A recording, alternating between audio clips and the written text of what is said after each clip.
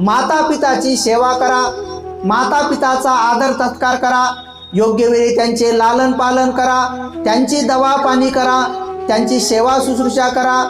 चार धाम किंवा नाना प्रकारच्या तीर्थस्थळांना, पवित्र स्थळांना भेटी देऊन पूजा करण्याची इच्छा असेल तर त्यांना तिथे घेऊन जाण्याची व्यवस्था करा।